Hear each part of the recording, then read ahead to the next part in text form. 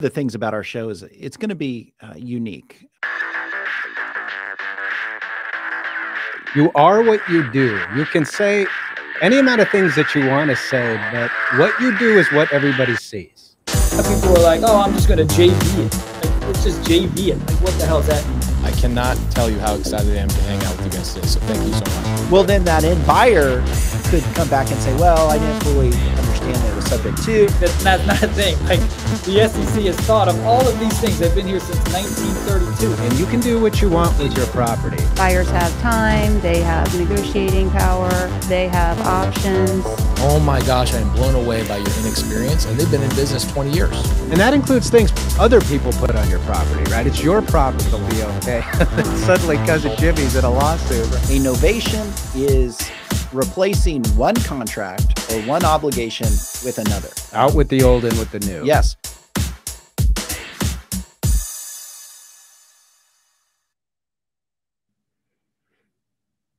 Good morning, everybody. Thanks so much for joining the show. We appreciate you being with us today. We're talking about tips for asset planning. We're going to get into the weeds about asset planning. I'm Andy Fowler, and I usually do this show with my partner, Sean St. Clair, who unfortunately is not here with us today. If you're new to the show, make sure to give us a like. You can find us on Facebook, and you can find us on YouTube. On YouTube, we are at INREM Podcast. Again, our handle is at INREM Podcast. We'd appreciate it if you'd go to YouTube, subscribe to our channel, like it. That would help us out greatly. We would appreciate it.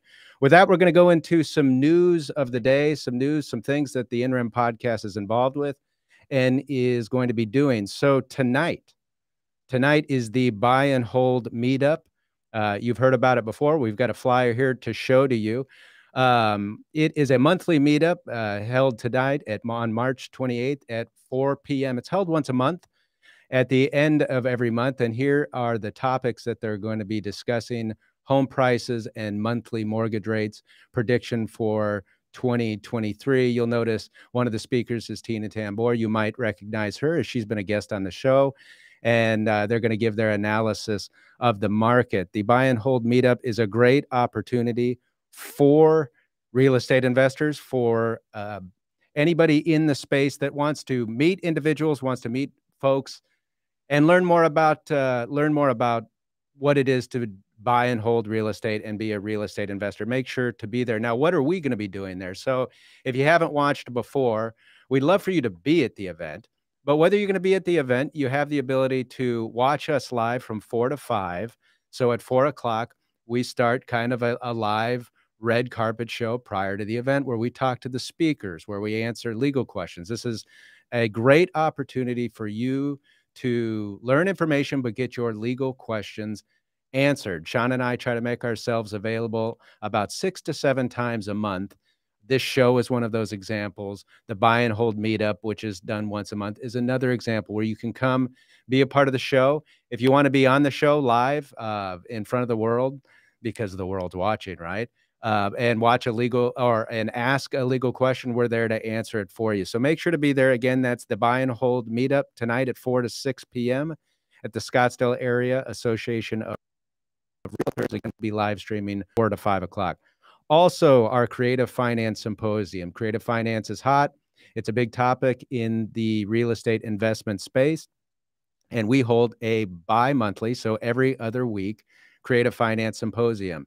This is not shot. It's done live, but it's not aired out for everybody to see. It's done with a group of people. Now, you can be a part of it. It doesn't cost you any money. You just need to reserve a space and come to the event. We hold it from 6 to 7 p.m. every other Thursday. The next Creative Symposium event is Thursday, April 6th, and that's from 6 to 7 p.m. The topic we're going to be discussing are key provisions in the subject to addendum. So the last time we talked about key provisions in the purchase agreement or other key provisions within subject to documents, we're going to be boiling down and focusing like a laser on the subject to addendum, what it's for, what you need to have in it to make sure you're using the subject to addendum appropriately. So make sure to be a part of that. You can find that information on our INREM Facebook page. You go to that, find the Creative Finance Symposium. There's a link to register, or will be, and that's where you want to be a part of it. Again, we make ourselves for about 30 minutes. That's an interactive event. So for about 30 minutes, Sean and I are there to answer any and all questions relating to creative finance. So if you're involved in certain deals, or looking to be involved more in the space, but you're worried about, what are some of the legal implications or consequences associated with different things, or things to look out for, that's what we're there to discuss. Finally, every week we do a live show, and this show is no exception, and we try to make ourselves available, as well as our guests on the show, available for questions to you. So if you have questions today, we're taking them.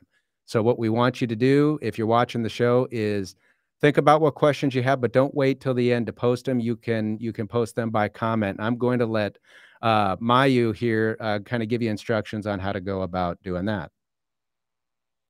Yep, happy Tuesday, investors, and thanks again for joining the INREM live show today. You heard Andy. As always, we will be answering your questions at the end of the show live.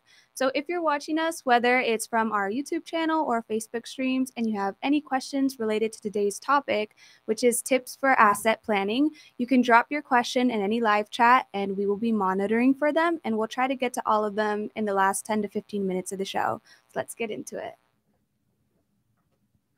All right. Thank you, Mayu. Yes. Again, reminder, if you have questions, post them now. If you're like me and you wake up in the middle of the dream and you have a brilliant idea that's going to save the world and is going to cure cancer, but you wait to write it down until lunchtime, you will have forgotten about it by then. So write down your questions, put in the comments, and we will get to them.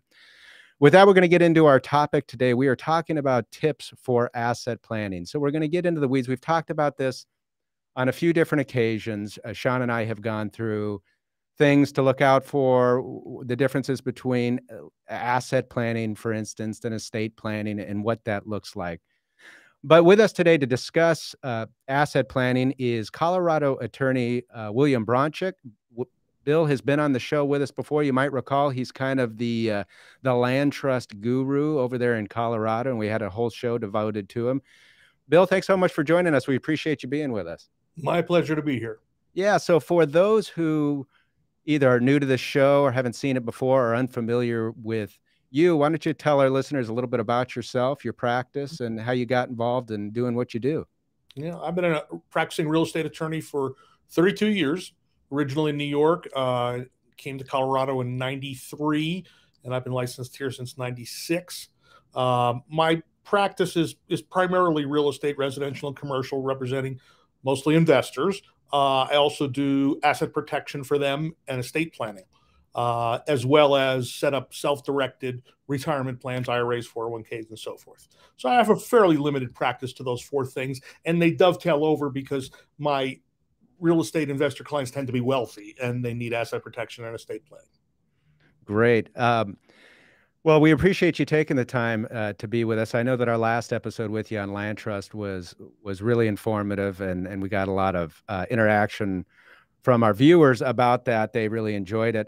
Tell me about, and I would encourage everybody who's watching, Bill's a great follow on Facebook. Not only does he offer good legal information and good information for those who are kind of within that community and looking for it, but he offers a lot of interesting stuff, and I'm a follower of Bill's, and I thought this was really interesting. Doesn't relate to our topic at all, but it doesn't matter because I think it's cool.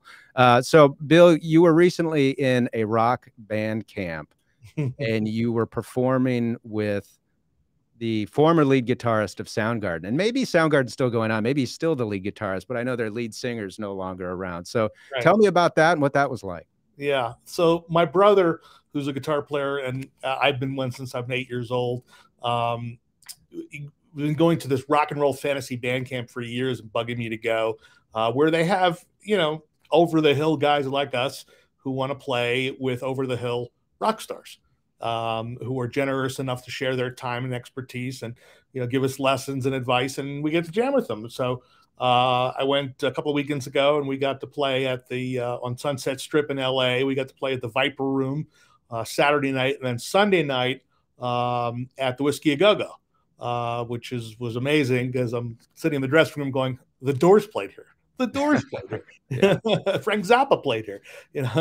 Guns N' Roses played here. I can't believe I'm in the same place on the same stage. And it was a packed house and it was a lot of fun. So I got to play Sunday night with Kim Thale from Soundgarden, and then on Saturday I got to jam with the DeLeo brothers from Stone Temple Pilots, which was great. And on Friday I got to jam with Carmine Appice, which is one of the greatest drummers in the world.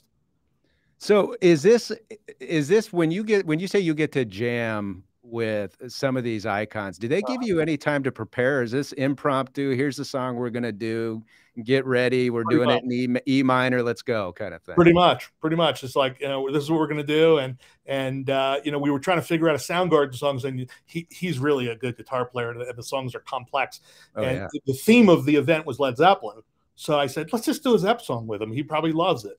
And he's probably sick of playing his own songs, and he loved it. Oh, wow.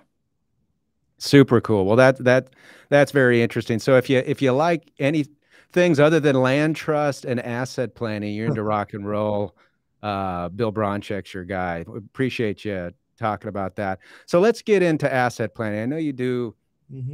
I know you do a good bit of that, but we're going to work our way kind of from the floor here and then up into the clouds. And so let's approach this right from the beginning, from the perspective of maybe just a newbie entering the space. They've seen YouTube videos about creative finance and about wholesaling and all these different real estate related things, where they're getting into business and they want to go make their place in the world. We know as attorneys, there's a lot more to it. There's a lot more about how you set up your business, how do you protect yourself, and everything else. But just generally, why don't you kind of lay the groundwork here? What is asset planning and why should we care about it? Well, asset planning is learning to protect yourself and your business and your family from lawsuits, from liability, from taxes. It also has some component of estate planning and limiting estate taxes, and protecting yourself to become legally judgment proof, so that if something goes wrong, sometimes it's something that you did that was intentional or bad faith, but most of the time for us, we're looking at situations where someone just messed up because they didn't know what they didn't know, or maybe they had an employee or their broker or their property manager or their contractor screwed up, and now you're on the hook for something. Or maybe it's just a deal where you're on a big loan and the market goes south and you're liable for millions of dollars personally, and you want to be able to protect yourself and feed your family. So those are all in the category of potential risks and pitfalls. I don't want to scare people away from real estate, but real estate's a high risk business. It is. And a lot of people start out from the beginning saying, well, I'll just do a couple of deals in my own name, then I'll form an LLC or a corporation later when I have money. Well, there's a statute of limitations where people can come back years later and sue you on a contract that you did in your own name in the beginning, even if you set yourself up later. So I always tell investors, you don't have to do all of it at once, but you build a business like you build a house on a proper foundation. If you build a house on concrete, it's going to have a good foundation. If you build it on plywood, it's going to rot out and eventually collapse. Yeah, and I think what a lot of people don't appreciate, you mentioned real estate is a high risk proposition. Anymore, life is a high risk proposition. And you're in business long enough. It's not a matter of if, it's a matter of when you're going to be dragged into some sort of dispute, whether that's a contract dispute, whether that's not anything you did. Maybe it's a guest slips and falls on property because of a leak that you didn't know about, or something to that effect. Life is life, and it's going to happen. So underlying this whole asset protection and business formation is this idea that the law treats entities, properly formed entities, that is, as really sole and separate persons under the law. Right. And I think that's what kind of underlines a lot of this in structuring yourself in such a way to help protect yourself. Explain to our listener what that means to be treated as really a separate entity in the law, and this idea that, you and I and lawyers, use the term corporate veil a lot, Mhm. right? So we know what that means, but why don't you explain really what that means in the eyes of the law when we're talking about an entity that's been formed versus us acting individually? Right. So, giving a common everyday example, if you own stock in Google and Google got sued, you as a stockholder are not liable. You're not personally on the hook for that because of the corporate entity, Google. And it's really no different if it's just you or you and your spouse or you and your family. In a small company where you're the owners of the company and the company somehow picks up a liability, the company takes the hit, not you. Now, there are many, many exceptions to that.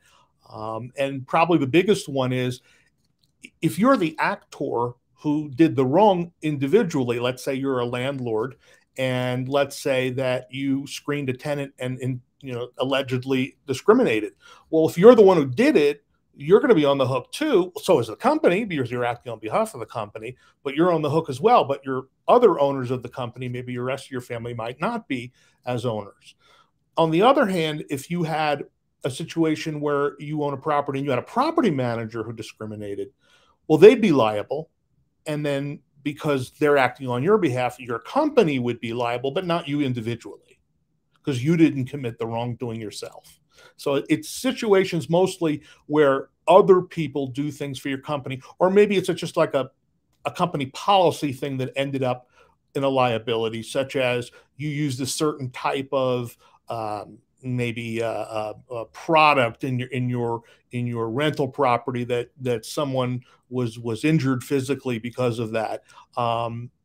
Unless you committed negligence, individually, it's a company policy. The company's going to take the hit, not you individually. So it's a matter of, is there a judgment against you as a person or a judgment against the company? I'm curious to hear what you think about this. So our last show that we dealt with was specifically dealing with getting insurance right in subject to transactions. And one of the things that came up in that discussion is this tendency, at least I find as an attorney, when I meet with clients about asset planning, I run into this, it seems like I run into this situation often, which is they've looked online or they've heard from somebody that all they need to do is go form a bunch of LLCs and put their stuff in a bunch of LLCs. And as I probe, I find out that oftentimes it appears they're either doing this so they can save a little bit of money and not purchase insurance. And they're being cheap and they're not appreciating maybe the logistical nightmare that creating a tons of LLCs can do. Mm-hmm. But how important is it, and how do you help your clients navigate the insurance question? When you're asset planning in structure, that certainly isn't a replacement for a good insurance. Oh, no. See, a lot of people don't want to have insurance because they think it's a magnet for lawsuits, which it is. Most personal injury attorneys are going to go after insurance.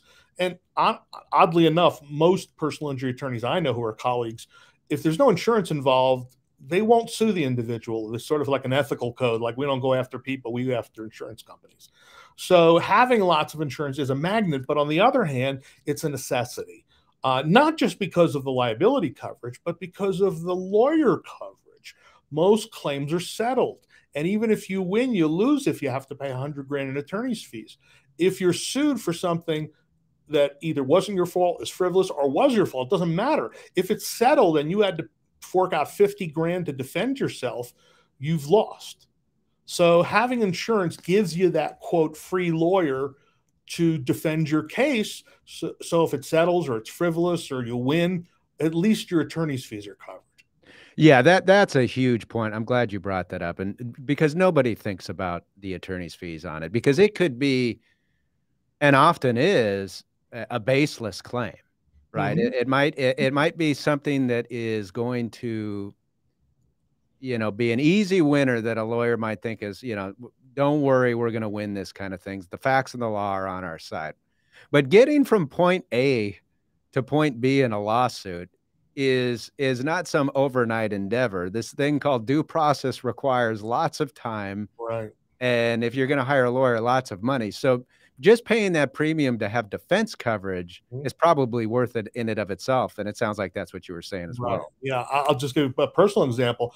I was sued for on a deal that went bad that I had nothing to do with the wrongdoing for over $800,000, and I settled it in the end for 10 grand with no admission of liability, but it cost me 150 in attorney's fees.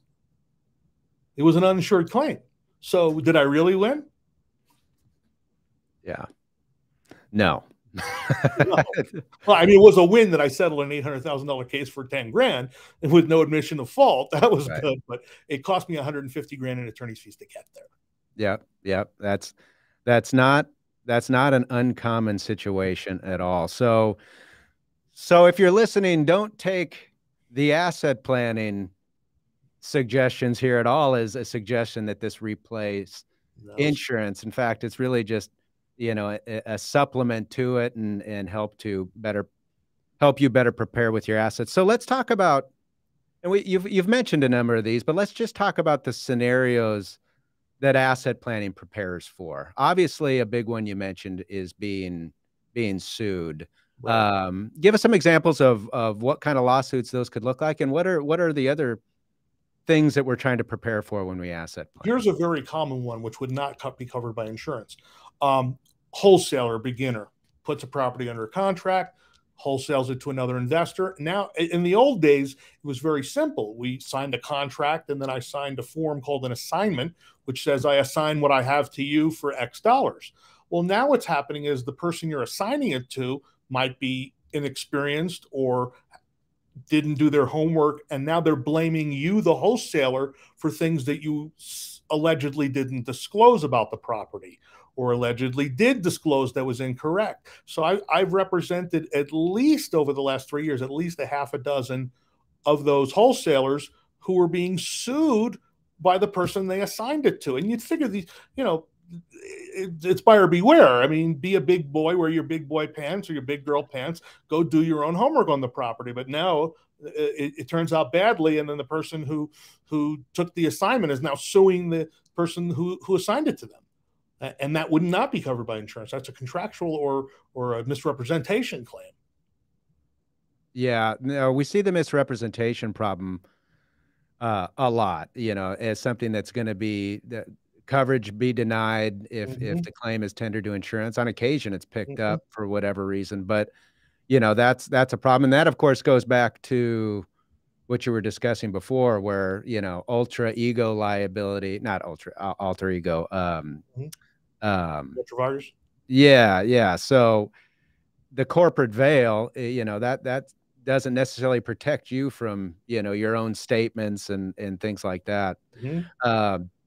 Another piece of asset planning too is, one, we're protecting against the liability or the expected or anticipated liability that may happen, but we're also spreading out assets, aren't we? Trying to divvy them among different entities or appropriate entities that are maybe doing business in other ways that other entities aren't. Isn't that part of the piece as well?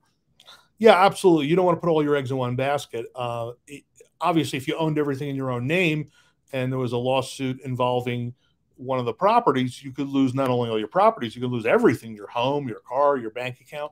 But if you have an LLC, that'll protect your personal assets, hopefully, but it doesn't protect the corporate assets. Because if you own 10 properties in one LLC and that LLC is sued, everything that LLC owns is subject to potential collection on a judgment. So we do want to break it up into baskets of maybe high risk, low risk, or break it up according to equity. And the question, of course, you probably get it a lot. I always get it is, well, how many properties do I put in an LLC? And you always give them the lawyer answer. It depends. It depends on a lot of factors. If you're in California, for example, there's a minimum franchise tax per LLC of $800 per year. That factors into the equation. In Colorado, the filing fee is $50, $20 a year, no franchise tax. So, so there's an incentive to use more entities than less. But then there's a point of diminishing returns, because if you have 27 properties and 27 LLCs, how do you walk into court with a straight face and say they're all separate? and you're not giving the judge a lot of leeway. I mean, the plaintiff is walking in a body cast, and you're going, well, judge, he fell on property 15, and that property has 50,000 in equity. That's all he gets. And the other lawyer's arguing, don't fall for it, judge. It's all him. We want it all. You're not leaving the judge really a lot of leeway there. So you got to throw them a bone. You have to be willing to lose something. Maybe every 3 or 4 properties, you break it up into a new LLC. So, okay, instead of losing, trying to argue it's only 1/27th and potentially losing it all, maybe you lose a third or a quarter or 20%. There's a little bit of a balance with asset planning as well, in that when you create that new person in the eyes of the law, that new person has obligations, files tax returns, maybe does a whole new set separate things. We're going to talk a little bit about alter ego liability in a little bit, but they've got their own duties and obligations, which means really more work for you, the creator. So I've always kind of thought there's a little bit of a balance wherein the more asset protection you do on one hand, oftentimes the more work it might require of you on the front end, or more organization it's going to require. Does that oftentimes go into the analysis as to, well, how many LLCs or how many different ways do I want to split up the different assets? Absolutely. I have to assess my client and see how much tolerance they have for doing the work, because I can set up the most perfect plan for them, but if they don't follow it, it fails. So I try to balance between, okay, what's going to protect them and what can they live with? I mean, how many bank accounts do you want to have? How many sets of books do you want to have? How much paperwork? I mean, some people set it up so crazy, you'll be having corporate meetings with yourself all day long. You won't have time to go buy real estate. So, there's a balance. There's no perfection and there's no one size fits all. So client walks into your office and they've watched the show and they said, boy, I'm worried. The lawsuit's coming eventually. Even if I do everything perfect, I need to start preparing. At what point should somebody consider asset planning? At what point along that spectrum? Is it determined based on how much assets you have, how much business you're engaged in? At what point does the reality get to the point where you need to do this? Is there a line, or do you just say, hey, look, you're ready to go into business in one shape or form of another, do it? Yeah, I tend to lean in that direction. If someone comes to me and says, I'm a brand newbie in real estate and I plan on buying $1 million worth of properties this year, well, maybe they will, maybe they won't. I'm not going to go crazy with it. I'll at least encourage them, start an entity of some sort to do your business and your wheeling and dealing in. And as we grow, we'll add more to the equation. But waiting until you're threatened with a lawsuit is a disaster, because, and I get that a lot. People come to me, I've been threatened with a lawsuit, or, someone has wrote me on a lawyer letter, because there's something called a fraudulent conveyance. Everything you do in the face of a known liability is considered a fraudulent conveyance. And it's not like fraud in the sense you go to jail, criminal fraud. It's that it's a transaction that a court can undo. So if all of a sudden someone's threatened to sue you and you start moving assets around, it probably won't work, because the judge can say, nice try, and put it back in your name so your creditor can get it. In addition to that, now those are actual knowledge of things. There's a look back period, a statute of limitations, that things are presumed to be fraudulent. And that changes from state to state, 3, 4, 5, 6 years of a look back period, where everything you did, even though nothing was going on, even though you had no suspicion of something going on, if you go to court, the presumption is that you did it to avoid creditors, and then you have the burden of proof now to prove otherwise. Yeah, it's amazing how a moment of just a moment in time can change from your actions being actions just taken, done in planning and asset planning, to avoiding creditors, and the consequences can be dire. And these steps shouldn't be taken lightly. I think what we would hope that nobody confuses us in saying is that appropriate asset planning is not just some game you play necessarily to just strictly to avoid creditors. It's putting appropriate assets in appropriate boxes, and then it's respecting the formality of those boxes. We talked about this before, but my biggest problem, or when I say before, we've talked about this in other episodes, where the problem in real estate, especially with like the creation of the quitclaim deed, is so many investors think that they can just willy-nilly convey property in and out of things. And they fall into, you mentioned fraudulent transfer, but they fall into weird stuff where they've transferred things to their family or friends or insiders, as a statute might refer to them. And, like you said, there's ways for the law to claw those things back and get that back. But you like folks to really begin thinking about the asset planning process really as early as they can. Yeah, and it's because of that statute of limitations for the fraudulent conveyances.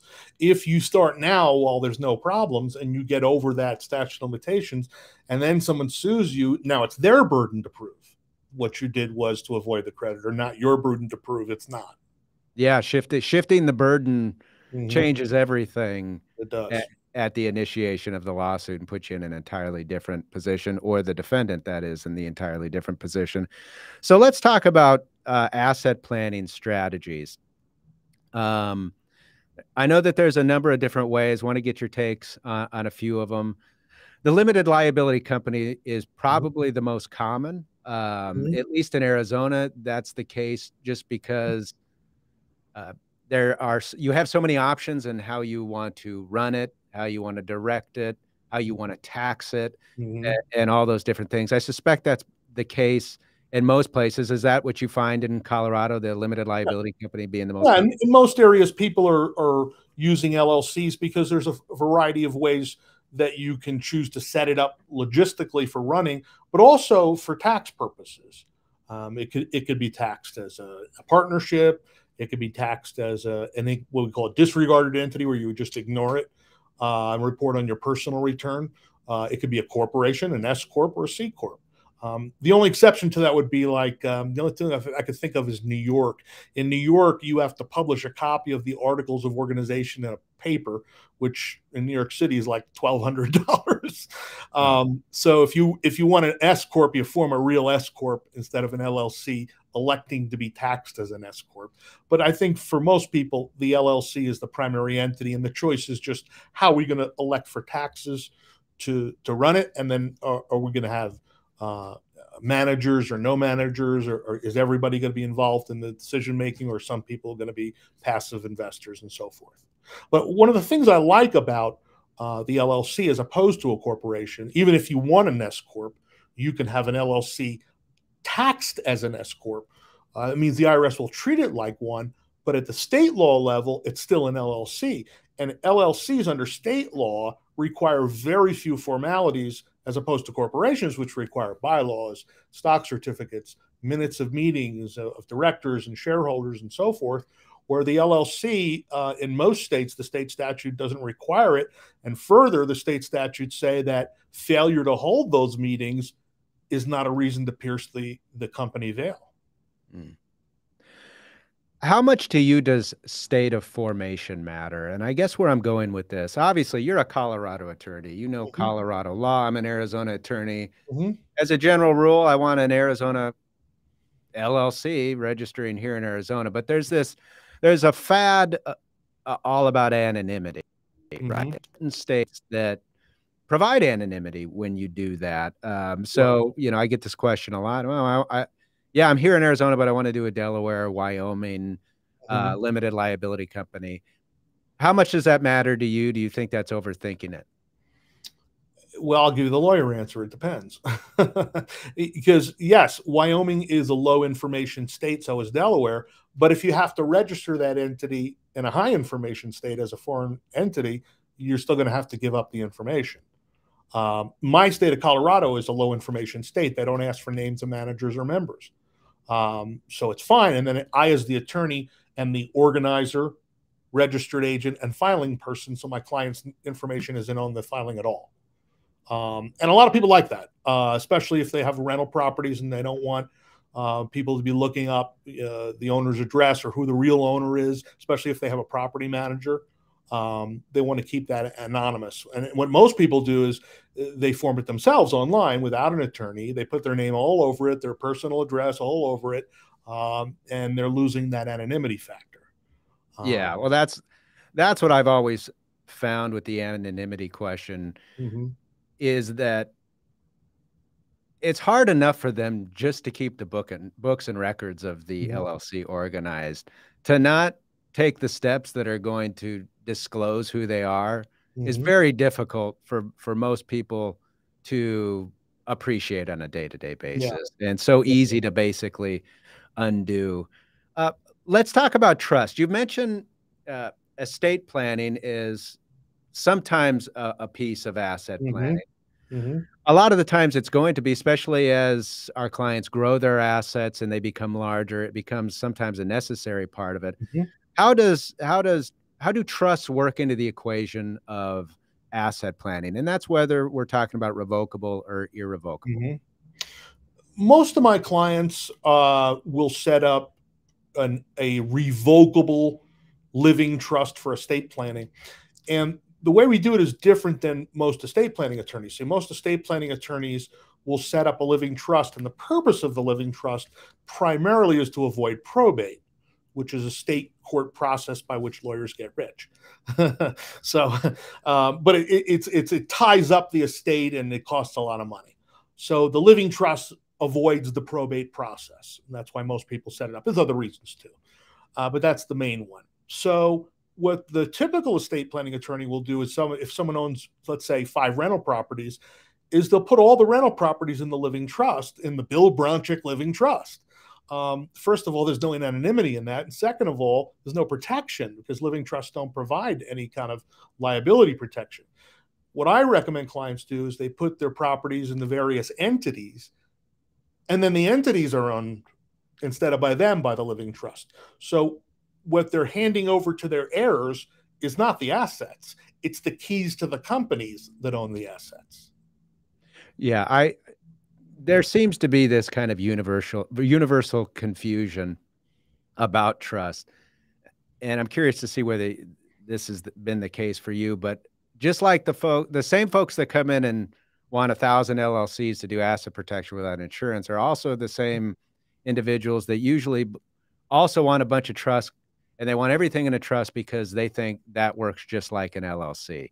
And at least a revocable living trust does not provide any asset protection. At least it sure doesn't here in Arizona. No, in any state it does. There's not.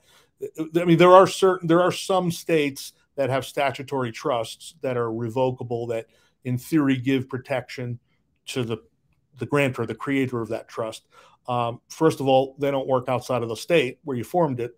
And second of all, they don't work that well in the state you formed it. The only true revocable trusts that'll give you kind of protection is the ones that are truly like offshore. And that's really only good for things you can move offshore, like money. An offshore trust owning an LLC in Arizona is probably not going to work. A judge is not going to honor that. Let's talk about assets. Yeah. Okay. So let's get into land trusts. I know you've got a lot to say about land trust, but when do you like to incorporate the land trust into an asset planning equation, or is it part of the asset planning equation? Kind of yes and no, because a land trust doesn't provide you with any real liability protection. It's anonymity again. So let's say a client formed an LLC already and his name is all over it. If he puts title to the property in that LLC, someone can go to the Secretary of State and look up who's the owner. If he puts it in a land trust with the beneficiary of the land trust and LLC, the tenant or someone else could look up the property owner at the county deed records and see it's owned by an anonymous trust. And trusts don't require a registered agent like an LLC does. It could be a P.O. box. It could be an out-of-state P.O. box.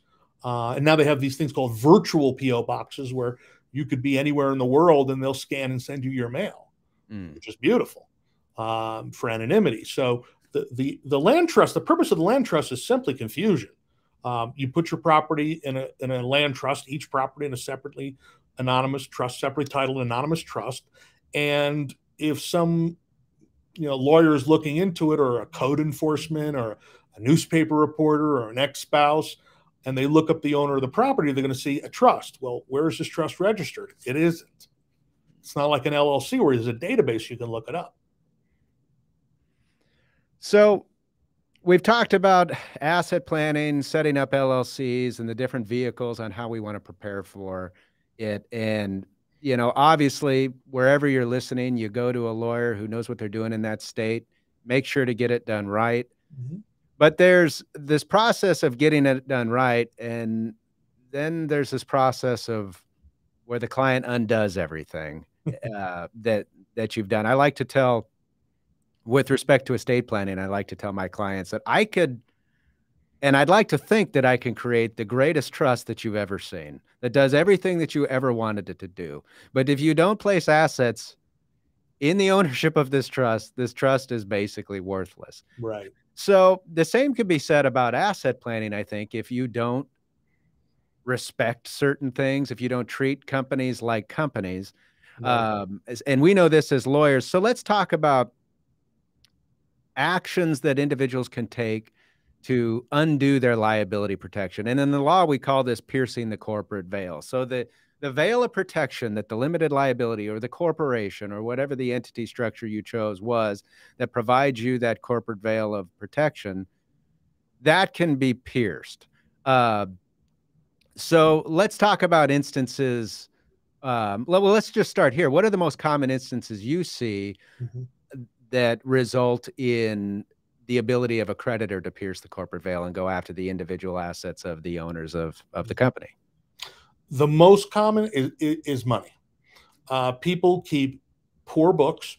They move money from themselves to the company and from the company to themselves or an affiliated company with no rhyme or reason. It's okay to put money from the LLC bank account into your personal bank account, but what is that transaction? Was it a loan? Was it a draw? Was it a repayment for expenses? Do you have a piece of paper like a credit card statement in your files to support that reimbursement for expenses? Imagine you're working for somebody else. Would your boss say, hey, it's okay, I'll take your word for it that you spent $1,200 on your credit card, here's a check? No. You would expect to fill out a reimbursement form and give a copy of your receipts and your credit card statement and so forth.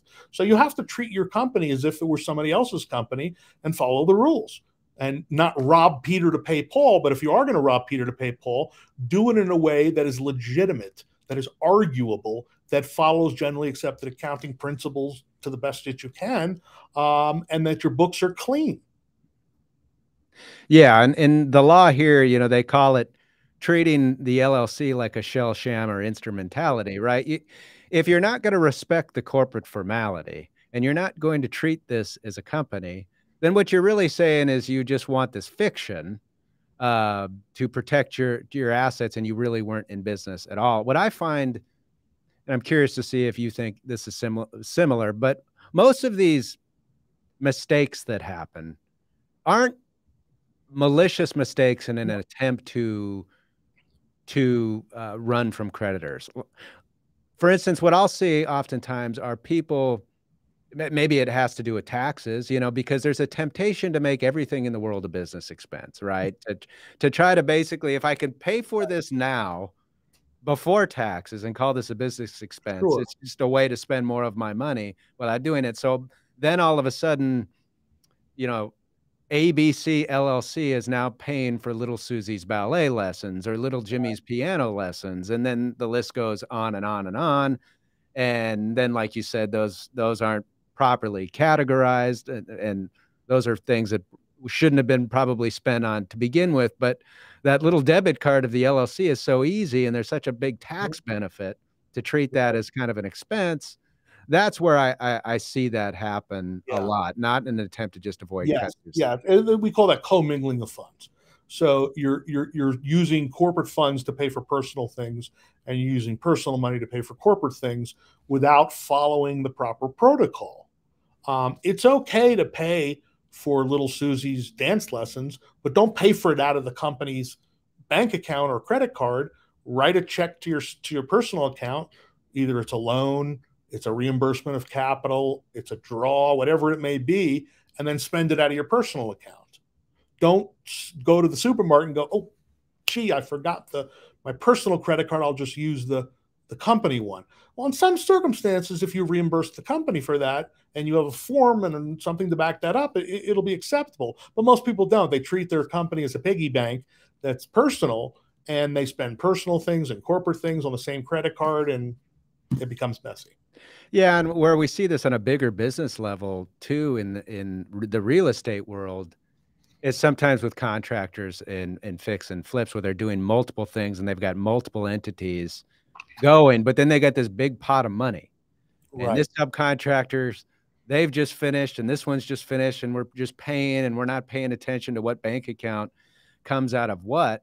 And I think this goes kind of to our earlier discussion about knowing what sophistication level you're at. If you're going to be involved in this level of business, you have to really be ready to, put your big boy pants on and maybe spend the money to get bookkeepers that know what they're doing to track money and everything else, because the consequences are pretty dire, or can be. Yeah, and that's a real good point you made there. Bookkeeper, very important to your business. Your CPA is going to charge you a fortune to keep your books. You could do, or your spouse or someone in your company who works part or full time can do the entries into your software. But having a bookkeeper at least once a month look it over and do trial balances and profit and losses and say, hey, something's not adding up here. Or what were these expenses that you put on the company credit card? I'm trying to reconcile them, and they can't figure it out. If you wait till the end of the year, or even worse, you wait till you get audited or sued, it's going to be a mess. Yeah. So you mentioned it a little bit ago, the fraudulent transfer statutes, and every state's got its own version of fraudulent transfers. But the general idea is moving money to essentially avoid creditors, and oftentimes indicators of that are, it can be moving it to insiders or moving assets to insiders and these kind of things. And you talked a little bit about the remedy being the ability to basically void that or undo that. What does that kind of action look like in Colorado? It's basically they claw it back. In the collection or even in the lawsuit, they can claim that certain items that were transferred were fraudulent conveyances intended to defraud that specific creditor, or it was within the statute of limitations. So therefore, it's the burden of proof is on the person who transferred it. So it could be done in the lawsuit. It could be done post-judgment collection. And that's why I really urge people to not wait until, oops, I messed up, and start planning, because it's probably not going to work. You're probably going to be more likely talking to a bankruptcy attorney. Yeah. And I think it's particularly troubling with real estate, because you can move real estate assets by conveying a deed, and you don't even need the grantee of the deed's permission to do that. You can just go do it on the just sign that deed, convey it, and record it, and it's done. And so, unfortunately, when folks think they're getting cute, I like to say, if it sounds cute then it is cute, and so you probably shouldn't do it. But if you've been threatened with a lawsuit and you think you're going to be able to just convey this property into mom's name and nobody's going to take an issue with it, well, mom's going to be a defendant in a lawsuit, right? So yeah, don't do it. So one other piece of liability issues, or issues where liability can flow through beyond the corporate veil of protection, is successor liability. Why don't you explain instances you see of successor liability and what to watch out for there? Yeah. So successor liability is you have a business, somebody sues you, and basically you just move all the customers' assets, lease everything to another company you set up. The new company would be liable for the debts of the old company. That's successor liability. And sometimes it's not really intended that way. I've seen situations where in my office building where a small firm that had a lease with the landlord merged with a bigger firm, and they sued the bigger firm for successor liability on the lease. And I thought that was crazy, but it didn't get thrown out in court. So you got to be careful there. You can't just say, well, I'll get sued, I'll just shut everything down and start up a new version of the company. If it's the same owners, if it's the same customers, if you've moved all the equipment over, it's gonna be successor liability. Now, there's ways to get around it. I mean, you could legitimately set up a new company with maybe a couple of new owners that are friends and family, and then buy the assets and the receivables from the first company at fair market value. Then it looks less like successor liability. But there's a fine line there, definitely, about the old company versus the new company, and is it really a continuation of the old company that would inherit the liabilities of the first one? All right, Bill, I think we have a couple questions for you. Mayu, what questions do we have from the listeners? Yeah, now it's my favorite time of the show. We only have a couple questions. Thank you guys for asking them. So I'll read the questions. You, Andy, and Bill, you guys can answer them. So the first question here, this is going back to insurance. How does someone know if I have insurance on my properties or not? Is it public record? That's an excellent question. And the answer is no, it's not public record. Typically what happens is an attorney will write a letter saying, we think you might be liable, contact your insurance company. And then it's up to the person who receives the letter whether or not they want to do that. If you get one of those, definitely do it. Disclosing your insurance, a lot of people are hesitant to do that. If you don't notify your insurance company timely of a potential action, they can disclaim coverage. It's very common. My first job out of law school was working for insurance defense. And my job at the law firm was, here's the policy, here's the claim. How could we get out of paying this? That was my job, to help the insurance company screw the insured. And the most common thing was a lawyer, an engineer, a doctor who screwed up, knew he screwed up, kept it quiet, and then got sued years later. And the insurance company says, no, we're not covering it because you have a duty under the policy to timely report any incident that might lead to a lawsuit. And when you get your renewal each year, you've probably seen this, they ask you, did anything happen in the last year that might lead to a liability? If you say no and you hide it because you're afraid your rates will go up, when the claim comes a year later, they're going to deny the coverage. I just don't understand this for the life of me. I get this all the time. Andy, we got this letter. What do we do? Well, tender it to your insurance carrier. Well, I don't want my premiums to go up. Do you know how much this is going to cost you if this insurance company does not step in and defend you? You let them know right away and stop worrying about your lawyer. Yeah. And you mentioned it before. The fees on these kind of things are astronomical. The amount you pay in the premium or the amount that it might go up is a pittance. It's nothing. Right. Yeah. All right, Maya, do we have another question? Yeah, last one. So this one's a longer one. If I have 3 properties under my name in California, what's the best way to transfer them to an LLC? What is the statute of limitations where others can come after me personally? In addition, does that LLC have to be created in that state? Wow, that's a lot of ifs and a lot of depends. Well, without giving specific legal advice, I'll answer the general questions. Transferring a property to an LLC is done with a deed. And in California, it could be a grant deed. They don't use warranty deeds there, or a quitclaim deed.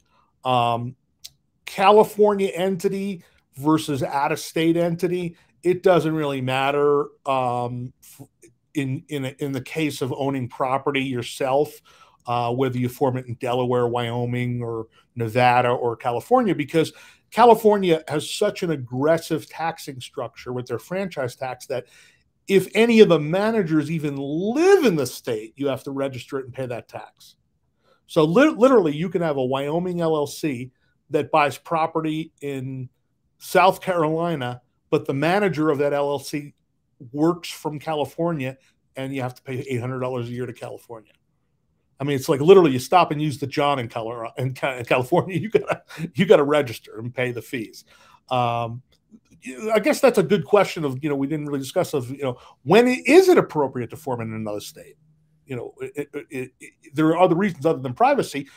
Certain states have better protection for what's called inside liability, meaning if you're, let's say, a syndicator and you have partners and they allege that you breached your fiduciary obligation to them and they're going to sue you, it's the state of formation law that counts, not the state in which the property is.